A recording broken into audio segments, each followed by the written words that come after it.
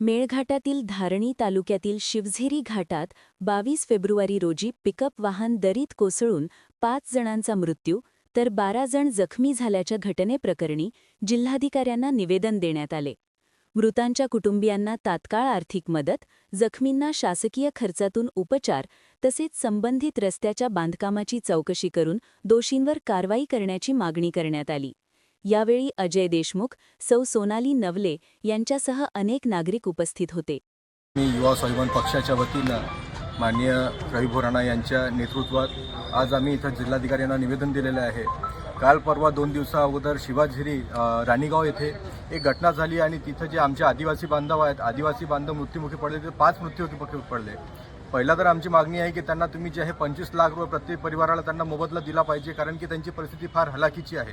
आणि दुसरी मागणी आहे की हे ज्याच्यामुळे झालेला हा रस्ता असो किंवा वाहतूक जो आहे, वाहतूक हे एकदम ढोरासारखे एकदम ते घेऊन जातात आणि त्याच्यावर कुठल्याही प्रकारच्या RTOचं नियंत्रण नाही आहे. एकदम एक्सपायर वाहनं ते चालवायत. त्या सर्वांवर जे आहे ते कारवाई झाली पाहिजे. अशा प्रकारचा आज आम्ही युवा स्वाभिमान पक्षाच्या वतीनं सर्व कार्यकर्ते पदाधिकारी आज जिल्हाधिकारी साहेबांना आज दिलेलं आम्ही इथे दिलेलं आहे. बरोबर.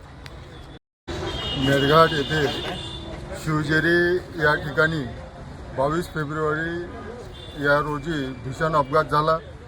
त्या अपघातात एक पिकअप व्हॅन पूर्ण दरीत जाऊन कोसळली. त्यामध्ये एकूण 17 लोक होते. त्याच्यापैकी 5 जण मृत्युमुखी पडले, 12 जण जखमी आहे. त्यांचा इलाज चालू आहे. आज आम्ही युवा स्वाभिमान पार्टीच्या वतीनं सन्माननीय जिल्हाधिकारी साहेबांना निवेदन दिलं. मेळघाटचे सर्व पदाधिकारी, भातकुली तालुक्यातील सर्व पदाधिकारी, अमरावती तालुक्यातील सर्व पदाधिकारी आणि त्यांना जे तिथं अपघात घडला त्याची भीषण परिस्थिती त्यांच्या लक्षात आणून दिली की जे 5 लोक मृत्युमुखी पडले आहे त्यांच्या घरची परिस्थिती एकदम हालाकीची आहे. त्या कुटुंबाला आर्थिक मदत झाली पाहिजे. जे जखमी लोक दवाखान्यामध्ये इलाज त्यांच्यावर चालू आहे, त्यांचा इलाज चांगल्या पद्धतीनं झाला पाहिजे.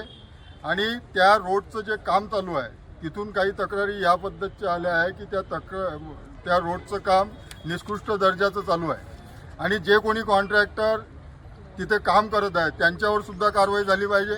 आणि ज्या कार्यकारी अभियंत्यानं उपअभियंत्यानं त्यांचं बिल काढलं आहे ते पुढील बिल थांबून दिलं पाहिजे. अशा पद्धतीची मागणी सन्माननीय जिल्हाधिकारी साहेबांच्या निवेदनाच्या माध्यमातून करण्यात आली. धन्यवाद.